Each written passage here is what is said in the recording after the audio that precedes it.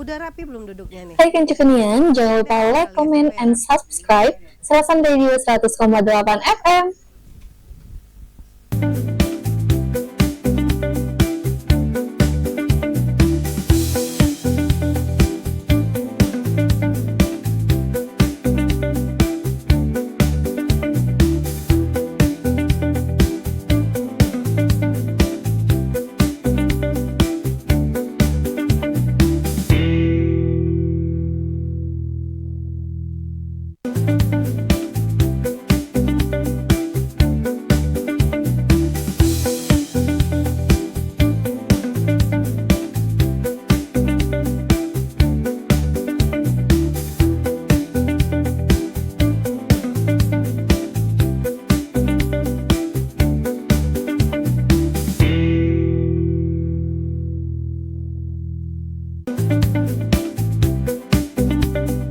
Oke, assalamualaikum semuanya Kancukunian dimanapun saat ini berada di Sersan Mangerasan. Hari ini kita ketemu lagi dengan suasana yang lebih apa ya, lebih seru karena kita ngebahas yang serius namun tetap dengan santai.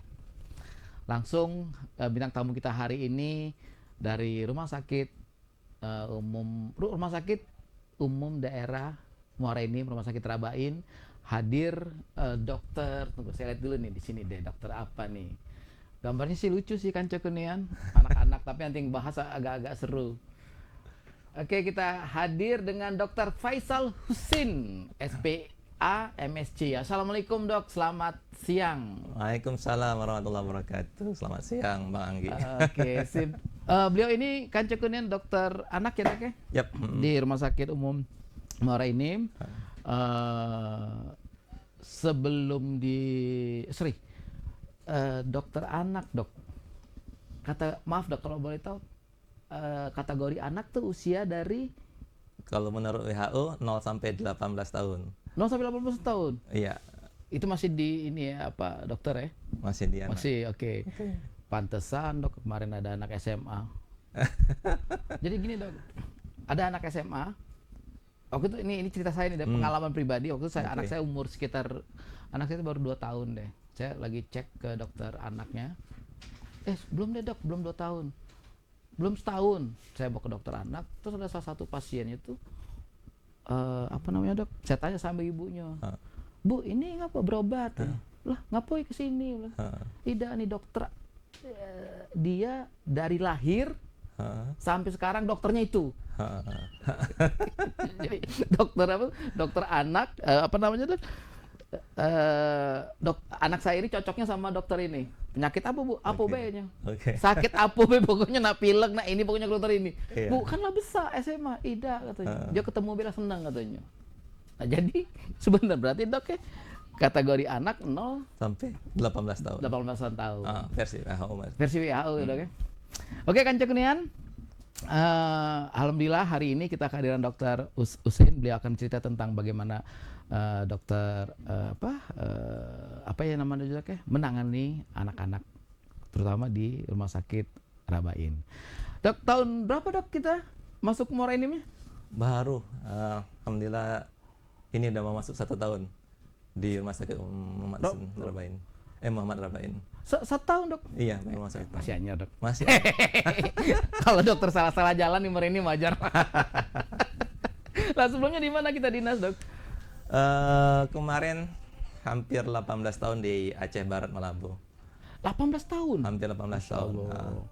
Di lokasi dekat titik epicentrumnya waktu gempa tsunami itu. Tsunami. Iya Bang. Maaf dok, itu yang kapal itu ada di situ? Enggak. Kalau kapal ada dua lokasi kalau kapal yang naik ke atas. Kapal PLT di Apung itu di Banda Aceh. Kalau yang satunya lagi di daerah Calang, naik menutup jalan kapal. Oke. Itu yang sekarang menjadi apa dok? Menjadi objek wisata dok. Jadi 18 tahun? Hampir 18 tahun sebagai ASN di sana. Dan alhamdulillah per Maret tahun kemarin udah resmi pindah. Dari Meulaboh langsung ke Muara Enim. Tidak mampir Palembang lagi dok? Mampir sebentar. Mampir. Temuin orang tua dulu. Kalau kualat. Nah, sungkem dulu udah kayak gitu Iya. kan. Oke, Dok, tadi kan anak hari Kanci Kunian, sekarang kita juga ngomong sama dokter, kita dalam rangka memperingati Hari kanker. Hari Kanker Anak ya, Dok. Kanker Sorry. dunia. Hari Kanker Dunia tanggal 15 15 Februari. Februari kemarin, Kanci. Kita akan ngebahas penyakit kanker di anak-anak, Dok. Iya. Itu gimana, Dok? Kok bisa anak-anak tuh bisa terkena penyakit kanker itu? Oke, sebelum ini mungkin Bang Anggi pernah tahu simbolnya kanker itu apa? Hewannya. Oh, belum. Sorry, gambar melengkung gua. Hewan. Oh, hewannya Yang belum. menjadi simbol dari kanker. Bukan, Dok. Gambar apa ini, Dok? Belum tahu. Belum. Kalau ini masa bintang Bintang? kita Sagittarius, Oh. Aquarius, Dok. Aquarius. Nah. Ada yang mirip dengan kata kanker? Oh, Cancer. Cancer. Oke. Dok. Oke, bahasa Inggrisnya cancer. Cancer. Oke. Hewannya berarti Cancer apa ya? cancer Dok? apa ya? Nah, Masya Allah. Apa ya, Dok? Apa ya? Udah lama nggak main zodiak. Kalajengking, Dok. Sorry. Kalajengking bukan ya? Kepiting. Kepiting. Iya. Oke. Iya. Jadi kepiting. Cancer itu hewan simbolnya itu kepiting. Kepiting, oke. Ya, kenapa kepiting? Ya mungkin salah satunya menggambarkan kalau kepiting itu kalau udah bisa menjepit susah dilepaskan. Oh, oke. Begitu juga kalau anak ataupun orang dewasa ketika mereka menderita kanker, yang penanganannya tidak mudah. Oke. Penanganannya agak sulit seperti itu. Namun pada kasus anak kalau cepat ditemukan, insya Allah pengobatan kemungkinan kesembuhannya akan lebih baik. Nah, kalau kita ngomong masalah kanker sebenarnya pada anak-anak ini agak berbeda Bang Anggi sama orang dewasa. Penanganannya atau ini? Penyebabnya. Penyebabnya, oke sih. Makanya ketika di tema ini kan diminta bahwasanya apa sih langkah-langkah untuk antisipasi? Nah, itu agak berbeda dengan orang dewasa. Orang dewasa kan kita ngomong lifestyle gitu ya. Ya, Kita ngomong makanan yang sehat gitu ya. Tapi pada anak-anak agak lebih sulit ditebak penyebabnya apa. Makanya kalau dalam dunia kanker anak, penyebab kanker anaknya apa? Kebanyakan tidak tahu. Cuma beberapa penelitian mencoba mencari korelasi hal-hal apa yang bisa menyebabkan anak menderita kanker. Secara pengetahuan setidaknya ada beberapa hal. Pertama kemungkinan genetik. Oke. Keturunan. Nah, genetik yang diturunkan ataupun yang tidak diturunkan. Kedua, faktor lingkungan. Lingkungan ini biasanya berupa radiasi ataupun paparan zat-zat karsinogenik, zat-zat yang bisa menyebabkan orang ataupun manusia itu terkena kanker. Dan yang paling sering juga pada anak-anak itu infeksi virus. Infeksi virus juga bisa, Dok? Iya, infeksi virus itu bisa menyebabkan anak-anak itu juga terstimulasi, karena tidak semuanya pasti, tapi itu menjadi faktor risiko untuk bisa menyebabkan kanker. Contoh misalnya pada anak-anak yang menderita hepatitis B. Anak-anak yang menderita penyakit hepatitis B biasanya anak-anak itu kan mendapat keturunan mendapat transmisi ketika dia dilahirkan dari ibunya. Nah, ketika anak-anak terkena dan aktif hepatitis B-nya, maka resiko dia untuk terjadi yang namanya kanker hati menjadi lebih tinggi. Contoh berikutnya pada anak-anak remaja yang lebih besar itu ada misalnya anak-anak perempuan itu bisa kanker leher rahim. Itu juga bisa dengan human papilloma virus. Virus yang menyebabkan menstimulasi untuk terjadinya kanker leher rahim. Dan yang paling sering pada yang kita di masyarakat umumnya itu ada yang namanya kanker kelenjar getah bening. Kanker kelenjar getah bening ini kalau orang tua tuh kalau ada benjolan itu khawatir sekali, ini anak saya menderita kanker kelenjar getah bening atau tidak. Dan itu biasa distimulasi oleh yang namanya Epstein-Barr virus. Jadi beberapa infeksi itu bisa menstimulasi terjadinya kanker. Nah, yang lain itu sulit diketahui. Oke. Penyebabnya apa? Kalau contoh misalnya di Jepang, misalnya pada waktu habis bom Hiroshima, bom nuklir, Ya. maka masyarakat yang di sekitar yang terpapar itu bisa Terkena terstimulasi untuk terjadi kanker. Radiasinya menyebabkan kanker. Nah, untuk kita penelitiannya belum jelas. Apakah misalnya radiasi dari beberapa sumber yang kita curigai bisa radiasi elektromagnet, misalnya di bawah sutet atau apa, itu masih belum ada kesimpulan. Apakah itu menstimulasi juga untuk terjadinya kanker? Nah, secara definisi Bang Anggi, kan kanker itu sendiri sebenarnya bukan alien yang datang.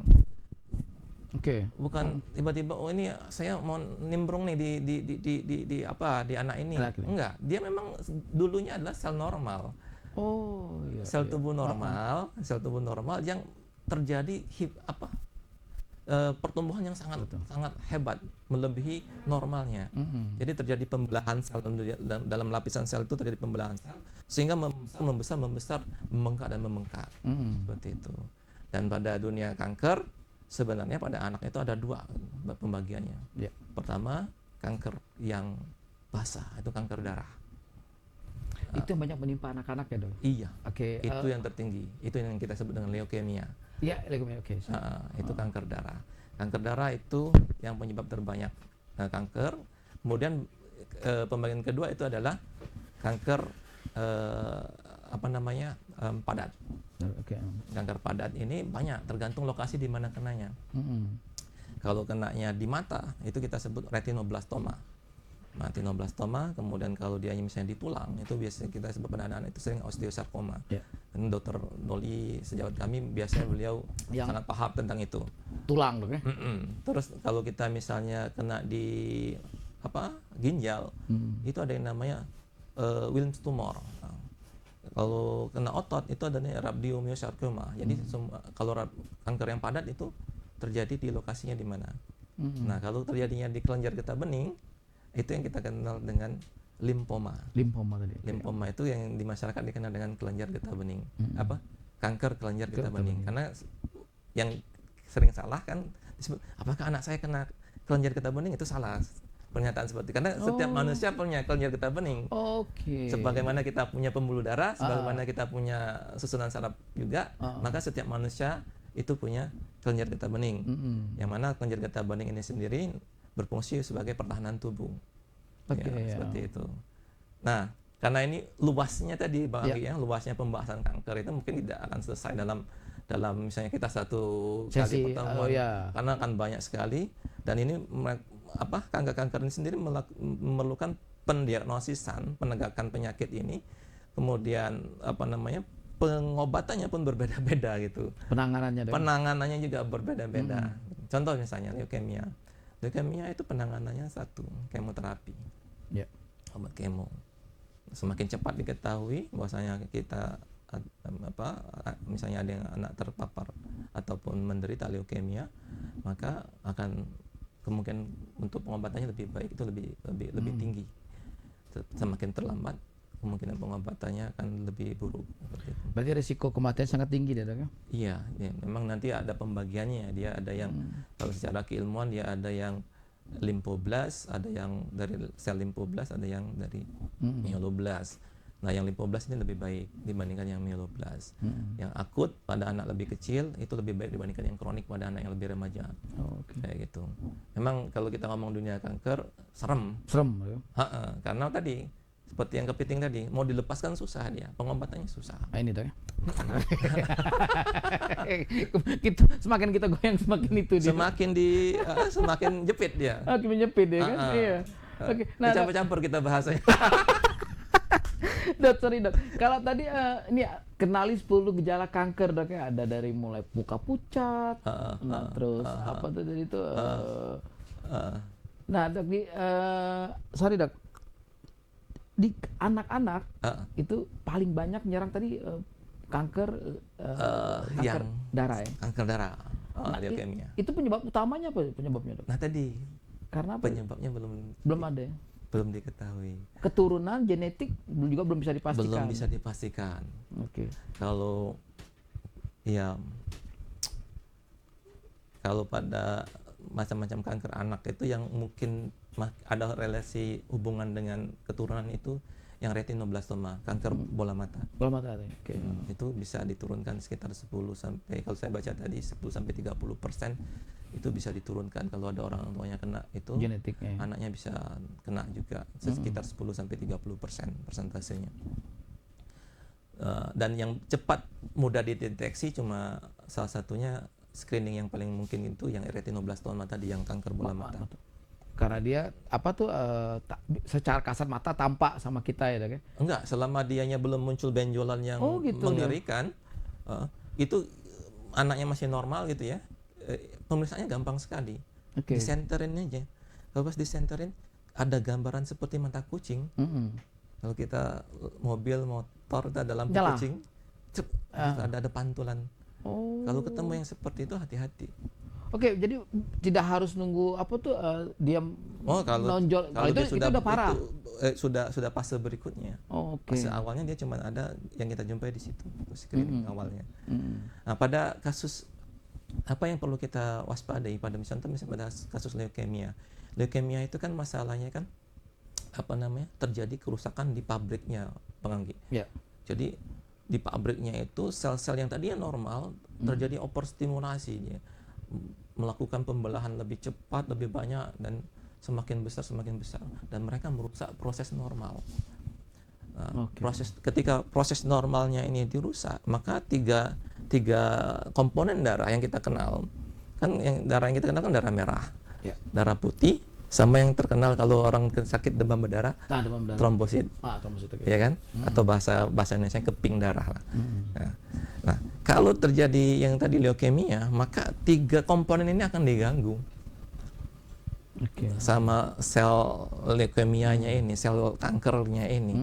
Jadi ketika dia mengganggu, maka pertama proses pembentukan sel darah merah akan terganggu, anaknya akan pucat. Lemes atau efek dari kurang darah itu jadi lemes, anaknya akan pucat. Kenapa? Karena sel darah merahnya tidak terbentuk dengan baik, karena dirusak sama sel kankernya. Terus darah putih kan kita kenal sebagai pertahanan tubuh, darah putih. Jadi ketika kita sakit, maka yang melawan kuman itu adalah darah putih kita.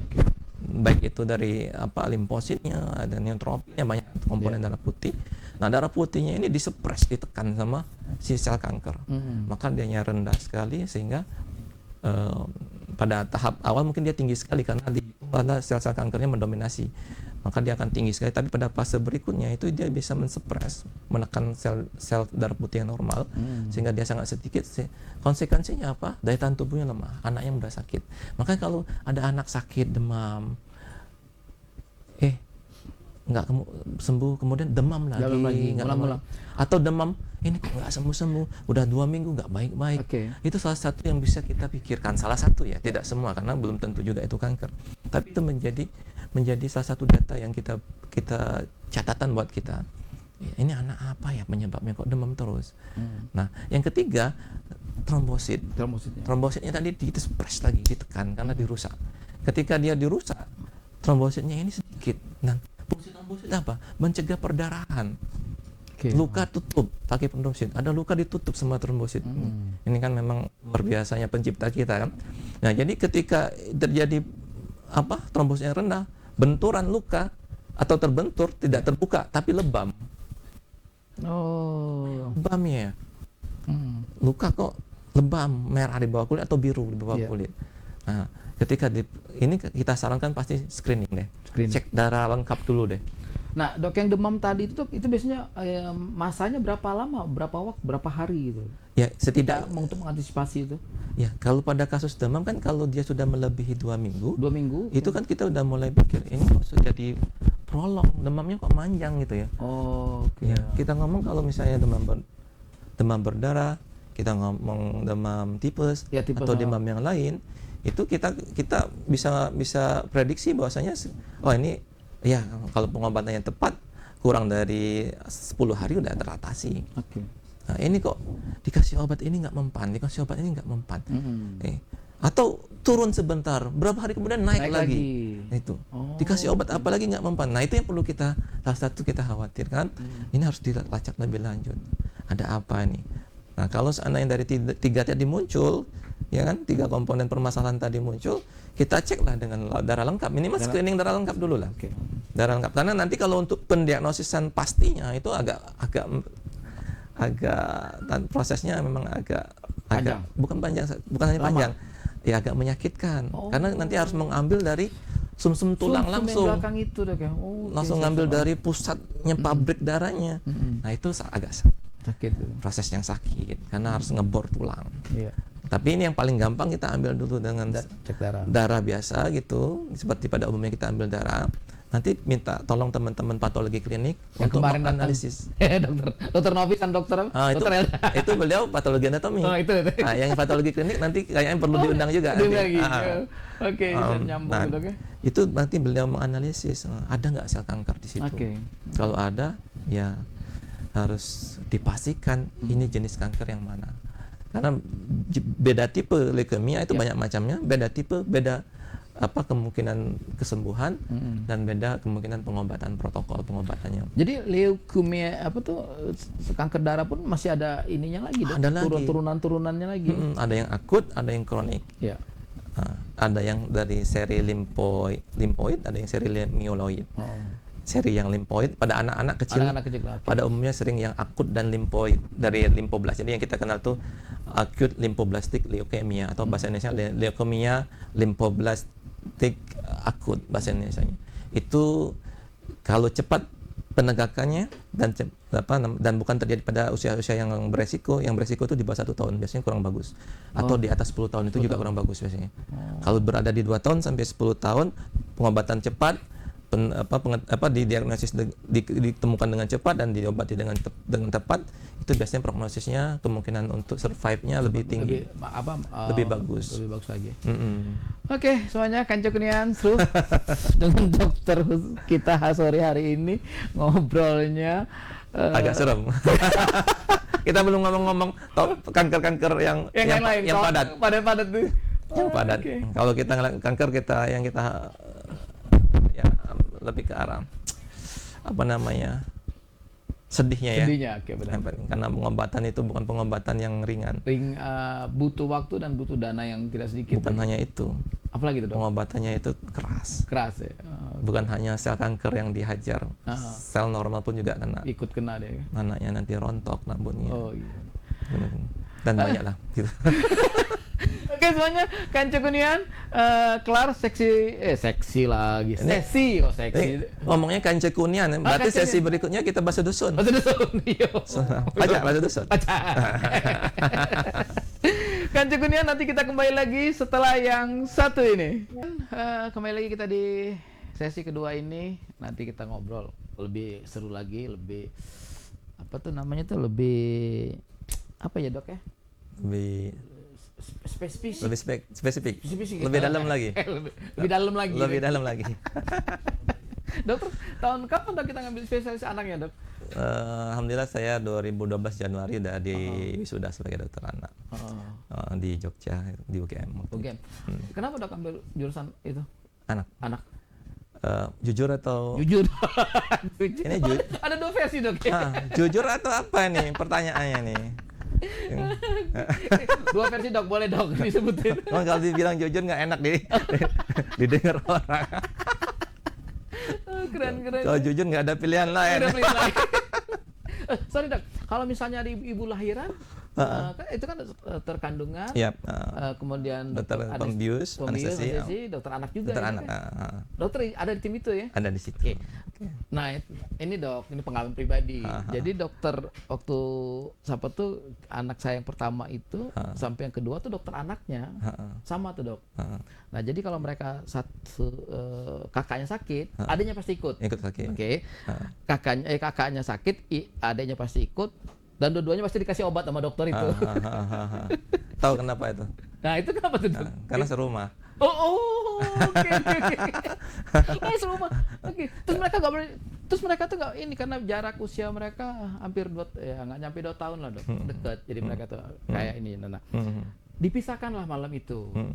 Bukannya ini dok, malah tambah ini mereka tambah sakit. Itu apa nih dari psikologis anak?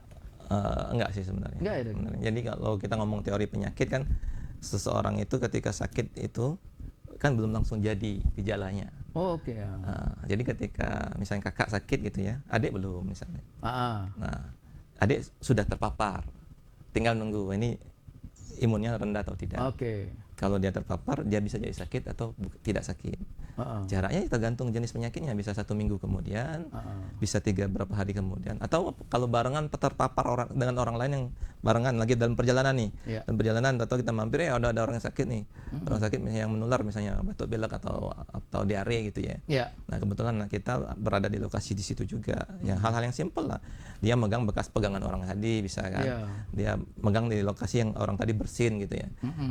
Nah berikutnya ya mungkin secara ini kakak terkena duluan kan, mungkin imun dia lagi agak kurang bagus, ada yang nyusul berikutnya. Nah ketika satu rumah itu pasti akan lebih resiko lebih tinggi untuk terjadi reaksi penularan gitu loh. Makanya dokter jadi dokter anak. Jadi kakaknya dapat, adanya dapat. Enggak. Jadi kalau saya kan jujur ya karena nggak ada pilihan lain. Oke. Oh, jadi nggak ada pilihan lain, jujurnya ada, oke? Jujurnya kan nggak ada pilihan lain. Versi lainnya dong.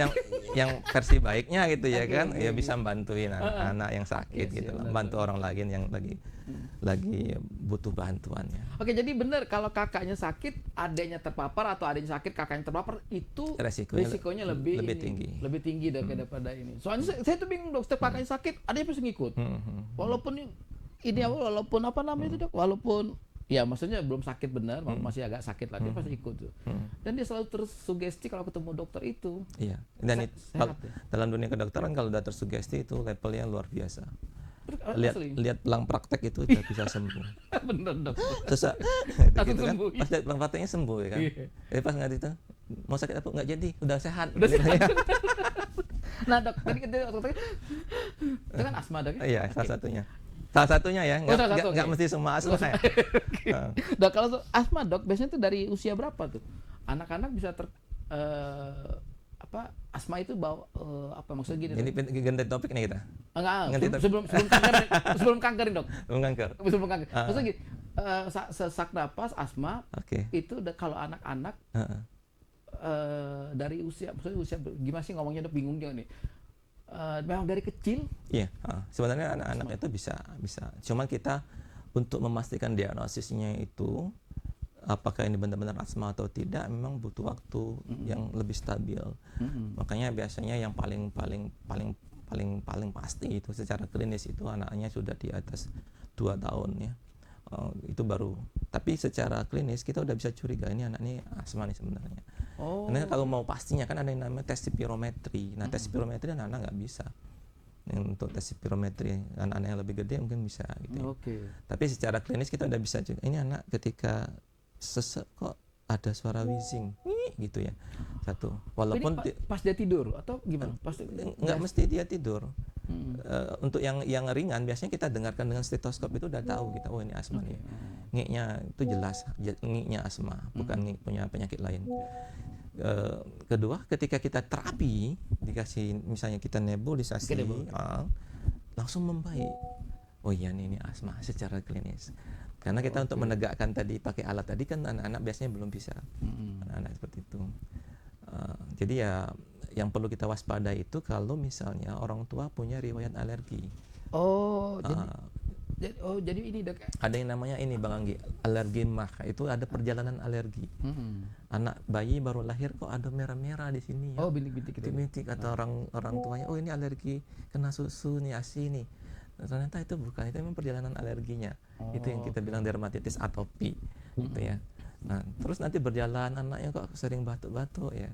Dikasih obat, dokter ini cocok namanya. Dikasih lagi ke dokter ini cocok ini kan. Obatnya ternyata mengandung obat-obat yang ke arah alergi. Nah, itu pun kita harus mulai curiga. Ini anak-anak bakalan menjadi asma berikutnya nanti. Berarti kalau keturunan enggak juga? Kuat sekali keturunan. Kuat sekali. Kalau masalah alergi, keturunan itu kuat sekali memegang faktor.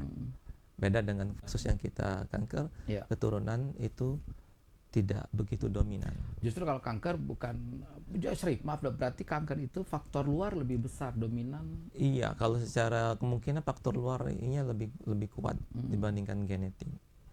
Jadi mutasi genetiknya itu bisa terjadi yang tadinya dia normal kok jadi tidak normal. Sel-sel tadi ya bisa jadi mereka distimulasi oleh hal-hal yang tidak baik. Nah, stimulasi hal-hal yang tidak baik ini yang sudah pernah dilakukan penelitian, salah satunya hal-hal yang bersifat karsinogenik. Nah, apa itu yang sudah ada banyak penelitian ya, termasuk dalam hal ini misalnya golongan-golongan formaldehid, kemudian apa namanya untuk serangga itu apa namanya, lalu pestisida. Termasuk yang ada di cat, yang bau cat khas itu, kemudian di kapur barus, naftalen, kapur baris. Walaupun tidak semua anak-anak itu pasti akan jadi, tapi dia salah satu yang menjadi faktor resiko yang dikhawatirkan, menstimulasi anak tersebut bisa terjadi pertumbuhan sel yang tidak normal, yang kita nanti bilang itu adalah kanker. Apapun jenis kankernya, seperti itu. Nah kalau yang ini dok, maaf dok, kalau misalnya kita ada sebagian besar masyarakat kita tidur, itu menggunakan obat nyamuk bakar, itu bisa ngarah nggak tuh dok? Kalau dia udah bertahun-tahun menggunakannya? Iya, kalau dari saya nggak begitu paham ya isi dari ini ya. Yang jelas hal-hal yang dibakar itu sebenarnya tidak baik buat kesehatan secara umum. Contoh paling gampang aja, kita masak dengan kayu bakar. Kayu bakar sendiri itu sebenarnya, atau sampah lah kita bilangnya, sampah yang dibakar itu pun tidak baik, apalagi sampah-sampah yang plastik atau apa ya, itu tidak baik untuk pernapasan. Pada paparan yang terus menerus, khawatirnya itu bisa menstimulasi pertumbuhan sel yang tidak normal tadi. Nah, cuman karena belum ada penelitian yang konklusi bahwasanya itu pasti, maka belum berani dari dokter-dokter ahli kanker lah kita bilang, belum berani menyatakan itu bisa menyebabkan menstimulasi terjadinya kanker pada anak gitu ya. Termasuk yang yang kita bilang tadi, yang Nagasaki, Hiroshima dibom kan, itu kan jelas tuh radiasinya jelas, karena radiasi dari nuklir gitu ya, itu bisa jadi memang. Karena terbukti 5 tahun, 10 tahun kemudian di sana banyak ditemukan anak-anak yang mengalami kanker darah, leukemia kayak gitu. Dok, berarti kalau kayak kejadian, kita ambil contoh kejadian yang Nagasaki, ini Hiroshima itu sekian tahun kemudian baru nggak besok jadi. Nggak langsung ini dok. Butuh waktu dia. Makanya paparan yang terus menerus. Jadi kalau sekali-sekali sih mungkin tidak begitu masalah ya. Tubuh masih bisa mengkompensasi gitu ya.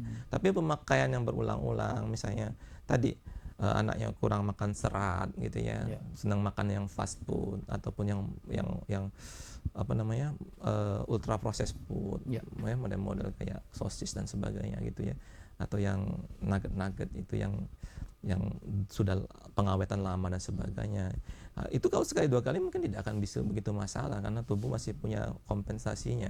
Tapi kalau itu terus-menerus menjadi rutinitas, nah itu yang kita khawatirkan. Atau khawatirkan dia akan bisa menstimulasi terjadinya mutasi genetik. Nah, ketika mutasi genetik itu yang tadinya harusnya normal sel ini tumbuh, kok tidak normal.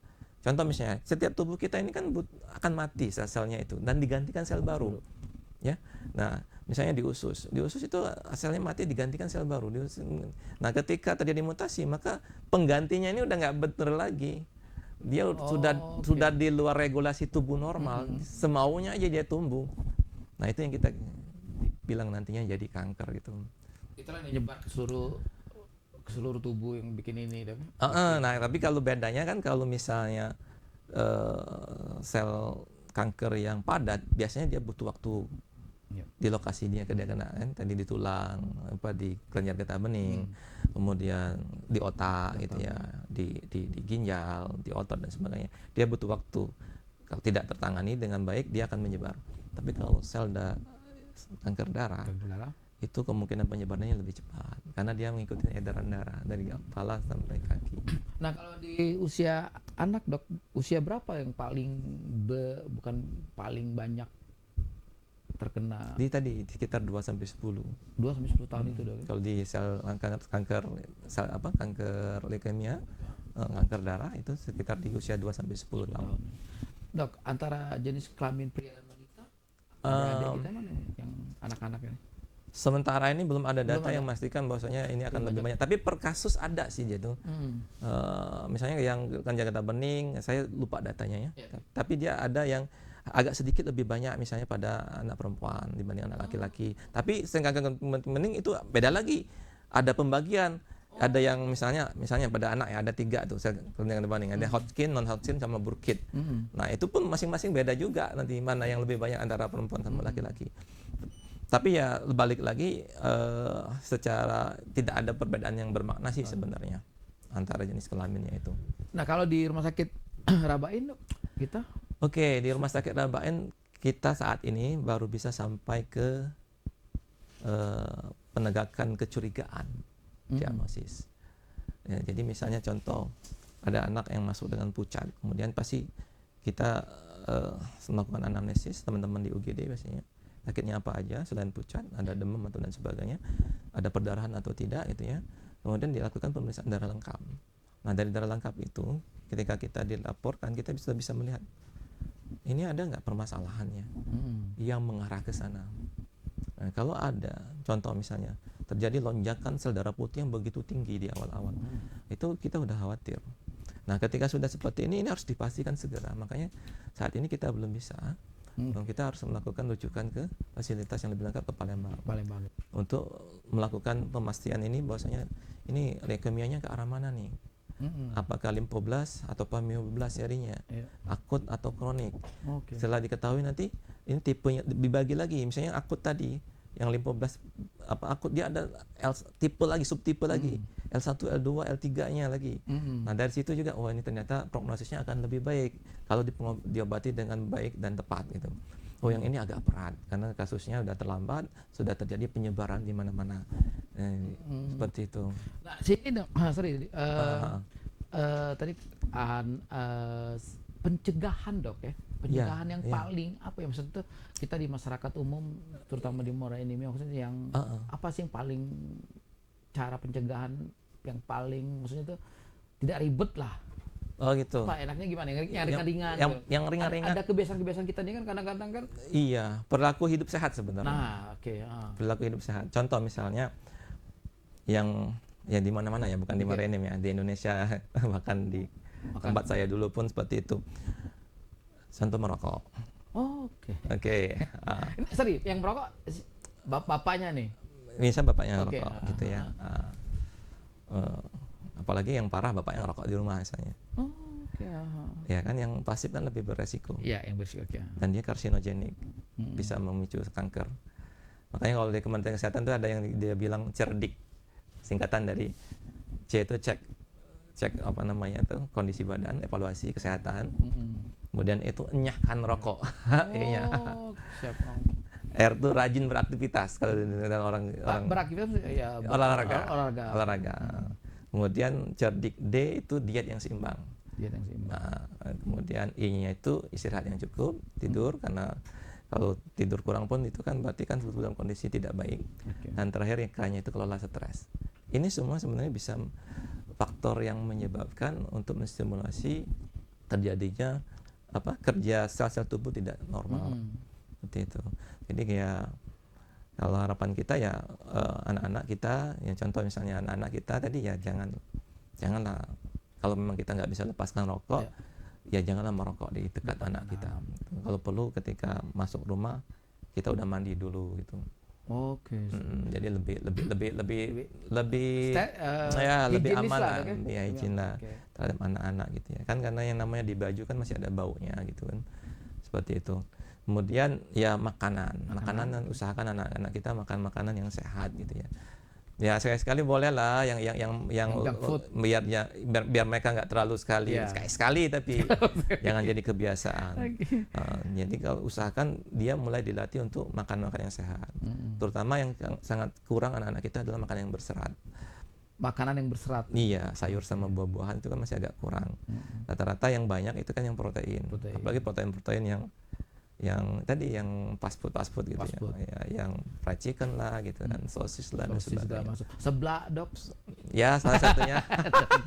Ada nggak Ya setuju? Ada bukan nggak setuju dok? bukan artinya tidak boleh sama sekali ya Bang Anggi. Cuma ya setidaknya dikurangi gitu Ya ya. tuh dikurangi ini. Setidaknya dikurangi. Yang tadi apa tadi aktivitas olahraga ada? Iya olahraga. Ya anak-anak ya alhamdulillah kan kalau anak-anak kan sebenarnya kalau zaman kita Bang Anggi ya, Oke, ya mungkin zaman Bang Anggi yang namanya anak-anak tuh pasti berolahraga. Iya. Ya permainannya berlari, Benar. permainan. Memang zaman sekarang anak-anak sudah mulai berubah. Permainannya sudah lebih banyak diem gitu. Diem. Ya. Nah, yang sekarang justru yang semangat berolahraganya ya mungkin umur-umur 30 40-an. Iya, iya. Terutama sekarang dok banyak tuh di mana di GOR Ya, Pancasila. GOR Pancasila. jogging. Tapi banyak foto daripada lari. Ya, lumayan lah. Daripada foto di rumah, di sini foto ada jalannya. Oke, Kayak gitu. Dok, kita pengen tahu dok, sekian tahun nangani apa ya dok, kayak anak-anak, dok, penyakit anak. Paling banyak apa nih dok yang pernah dokter tangani? Maksudnya terus dari penyakitnya atau yang berhubungan dengan kankernya? kankernya dok? Kankernya sama seperti yang kita bilang tadi, tertinggi itu adalah sel kanker darah, leukemia. Itu yang paling sering kita jumpai. Walaupun kita tidak bisa mengobati karena itu butuh fasilitas yang lengkap dan lebih subspesialistik bahasanya kita. Tapi kita sering temui, kita jumpai, kita tangani kegawat daruratnya, kemudian kita rujuk itu adalah yang tadi, yang leukemia sel darah. Di Maro ini Di Muara Enim ada beberapa kali. Kebetulan sebelum saya pindah resmi ke rumah sakit, saya sempat waktu cuti dulu di luar tanggungan negara, saya sempat kerja di Tanjung. Ada beberapa kali yang kita curigai kasus itu dan harus memang kita rujuk di situ kan. Dari Muara Enim ya memang Muara Enim pun dirabain pun tidak bisa untuk lebih lanjut, ya harus segera ke Palembang. Karena kalau sudah tahu ya harus segera tanganin itu dok, ya, nggak bisa semakin cepat diketahui dan diobati, kemungkinan untuk survivalnya lebih tinggi, untuk bertahannya. Kayak gitu. Dokter punya trik khusus untuk anak-anak, bukan umum penyakit dok, biar mereka apa sih kalau datang lagi, mamanya nggak ngurus ya, papanya ngurus ya. Itu dok biasanya gimana dok, yang dokter apa nih, si pasiennya, si anak atau orang tuanya, papa mamanya dulu yang diomongin? Yang mana nih dok? Iya, kalau udah ngomong sakit kan kita ngomong dalam dunia kesehatan kan ada 3 faktor tuh. Oke. Kalau kita ngomong sakit, pertama kita ngomong hostnya ya, yang kita yang sakit. Si sakitnya, oke. Kemudian kita ngomong lingkungannya, kemudian kita ngomong kumannya. Oh gitu. 3 ini nih. Kalau 3-nya mendukung sakit deh. Oke, kita ngomong hostnya. Hostnya ditingkatkan imunitasnya. Hostnya ditingkatkan imunnya. Ya imunnya apa ya? Nomor 1 ya namanya imun pasti kita ngomong sel darah putih tadi.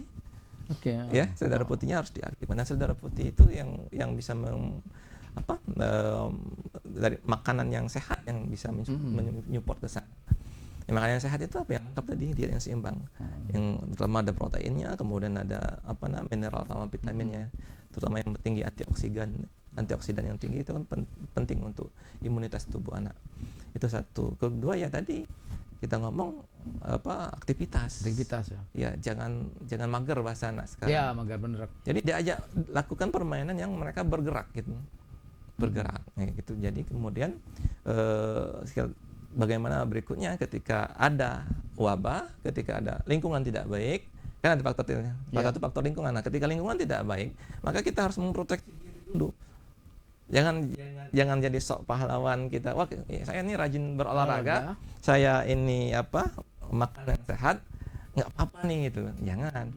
Apalagi penyakit yang serius. Misal contohnya misalnya lagi wabah, kita bilang lah campak gitu ya.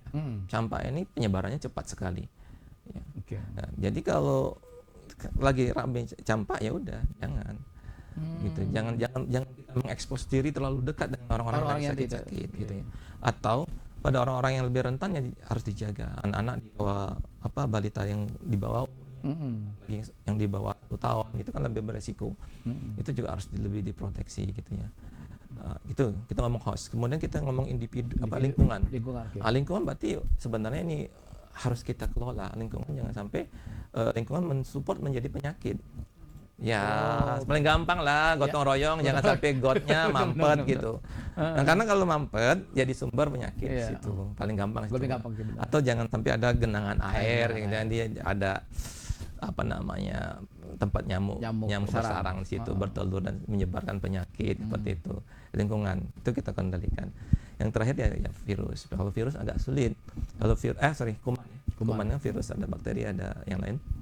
Nah kalau kuman, kita ngomong kuman ya faktornya ya bisa kita isolasi tadi. Ketika ada yang sakit, maka yang sakit jangan kemana-mana dulu, apalagi penyakit yang menular. Oh iya, oke.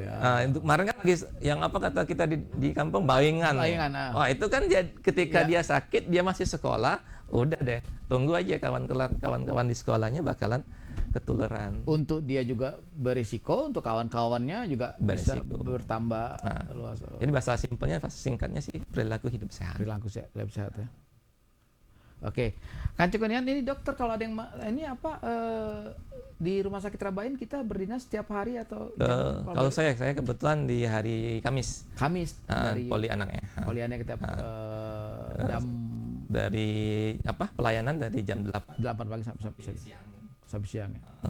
Kemudian dan kebetulan saya juga ada kebetulan saya sebenarnya tugas saya utama itu di tempat ICU-nya anak-anak. Oh, ICU anak-anak. Okay. Karena sementara ini jadwal yang dibuatkan saya bertugas di sana. Oke, Kan Cukunian kalau mau ketemu dokter main keram. Tapi jangan sakit, Dok ya. Kalau bisa Dok, gimana, Dok? Kalau bisa datang bawa oleh-oleh. Jangan bawa penyakit. Tidak, maksudnya ngapain ketemu dokter? Ngapa sakit? Tidak ketemu baik. Orang nanti bingung gitu. Oke, semuanya Kan Cukunian, seru sekali kita Sersan Mangerasan hari ini ngebahas tentang penyakit kanker anak. Yang narasumber kita hari ini ada Dr. Husin dari maaf Dok, dokter M belakangnya MSc Dok ya? Itu apa Dok kalau boleh tahu Dok? Magister of Science. Oh, ini apa? Magister of Science. Itu apa S2-nya? S2-nya. S2, okay. Magister of Science. Dan itu yang di Jogja? Iya, kebetulan kemarin waktu kita sekolah itu combined degree. Sambil ngambil langsung satu paket. Oh, gitu. Mau diambil boleh, nggak diambil boleh. Tapi kebetulan di bagian kita diwajibkan diambil. Makanya diambil. Oke, dokter. Jadi lupa bahasa dusun. Nah, lupa. Boleh Dok, bahasa dusun. Kan Cukunian beliau ini, tapi sorry, maaf, lahir besar di mana Dok? Lahir besar di mana Dok? Palembang. Oh, lahir besar di Palembang. Lahirnya di Tebing Tinggi 4 Lawang. Oh, lahir ini asli Tebing Tinggi 4 Lawang. Boleh Dok, silakan disapa Dok, sapa nih. Pakai bahasa itu Dok, 4 Lawang Dok. Bahasa 4 Lawang. Sama bae bahasa dusun. Oh, iya. Marinim sama bae. Sama Dok, bedanya ini ya. Apa mungkin ininya apa? Intonasinya Dok. Mungkin. Jadi dikasih ini pakai bahasa dusun. Nah, ini Dok, kita kan closing statement nih Dok ya. Oke, nanti aku cuca nanya nih Cok. Cuca nanya. Kan Cukunian, oke. Seru sekali ngomongin dokter ini Dok. Ini kita closing statementnya Dok nih. Kepengen tahu kita apa Kan Cukunian juga semuanya pengen tahu apa nih Dok harapan dokter di tahun ini 2025 ini. Terus ini Dok untuk kesehatan anak, peran orang tua, ya kan? Yeah. Orang tua, keluarga, bagaimana sih anak yang sehat itu, ya kan?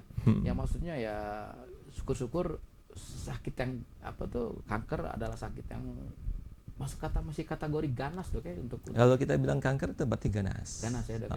Beda dengan tumor. Tumor ada yang ganas ada yang tidak. Itu kan Dok. Gimana pola sehat untuk anak-anak kita ini, peran orang tua, keluarga, lingkungan. Oke Dok, silakan. Ya, seperti yang saya bilang tadi Bang Aki. Bahasa dusun atau bahasa nasional? Bahasa dusun Dok. Langsung bahasa dusun. Bapak Ibu sekalian, ya dicanggung bahasa dusun. Ya dicanggung dokter gitu. Atau ini Dok bahasa Indonesia kami translate bahasa dusun. Langsung pakai teksnya keluar deh. Bapak Ibu sekalian yang punya anak-anak kecil di rumah, pertama jangan sampai luput dari pengawasan perubahan-perubahan yang kecil pada anak-anak kita. Contoh, ngapa anak kita ini lebih pucat gitu ya? Ngapa anak kita lebih lemas? Ngapa anak kita sering demam? Ngapa anak kita telabo umban itu kan ngapa sulit gaduh itu kan? Atau ngapa ada bengkak di sini? Jadi kalau usahakan kalau punya anak kecil, kalau pacak endungnya Dewi Mandika. Maka keruan diraba, ditatap. Oh, di mana ada benjolan? Kalau ini ada benjolan, kalau benjolannya besar dan cepat, besarnya tuh hitungan hari itu hati-hati. Jangan-jangan kelenjar getah bening. Kanker kelenjar getah bening. Udah itu banyak nyebar, itu pula hati-hati. Yang pucat tadi, mudah bidapan, udah itu mudah pendarahan di mana-mana. Anak mimisan tiba-tiba gitu kan, luka di gadu-gadu gitu kan. Itu juga harus diperiksa. Khawatir kita itu salah satu gejala dari kanker darah gitu ya. Walaupun belum pasti, cuman pencegahan ataupun pemeriksaan lebih cepat itu lebih baik. Kemudian kena ikut di badan-badan yang lain pula, ada di ketingnya aman, di kecak kepala ada di benjolan, kecak punggungnya ada di benjolan. Kalau dengan itu aman gala, alhamdulillah anak kita sehat, jaga kesehatannya. Makan yang seimbang, yang bergizi, ajak rutin berolahraga, jalan pagi-pagi, bawa anak kita jalan, jangan dia nonton main HP, apalagi main ini HP kan tambah jadi masalah yang besar. HP main ini, terutama masalah perkembangan anak-anak sekarang mulai banyak yang terganggu gara-gara HP. Ya, sekarang lagi naik daun yang namanya autis gara-gara anak-anak main HP, itu kan. Jadi kemudian ajari perilaku hidup sehat, cuci tangan sebelum makan gitu ya. Pada itu jangan marahi jamu yang lagi bidapan, agak jauh dari anak. Kenapa? Sistem imun anak-anak apalagi yang masih di bawah 1 tahun, sistem imunnya masih lemah. Kalau sistem imun lemah, aman dia terpapar penyakit mudah bidapan. Itu baik pesan Bapak Ibu sekalian, moga-moga anak di rumah sehat gale. Oke. Keren. Terima kasih banyak dokter. Masya Allah, keren sekali pesannya. Tapi dok, aman ini jemu bata. Bata pucuk dia dok. Bata pucuk. Harusnya dia pakai bahasa Batak kita bang. Tes dulu, abang udah sekian lama meninggalkan itu. Pakai tes Batak. Dari kalian. Kalau sakit pergi ke dokter. Oke, semuanya kan cukup nih. Terima kasih banyak yang sudah menyaksikan kita live di Facebook Serasan Radio, kemudian juga yang yang dengerin di 100,8 FM di radio, baik di rumah atau di kantor atau di mobil lagi di kendaraan. Kemudian juga yang lagi dengerin di streaming kita www.serasan100,8fm.com. Terima kasih banyak. Mudah-mudahan apa yang kami perbincangkan tadi bisa menambah ilmu, menambah pengetahuan dan membuat kita semuanya untuk selalu menjaga hidup sehat. Amin. Oke, semuanya dari Jalan Era Kartini nomor 247, Muara Enim, ada Uti, Dian, kemudian Kadaya dan juga Kak Putra bersama Dokter Faisal Husin. Pamit undur diri.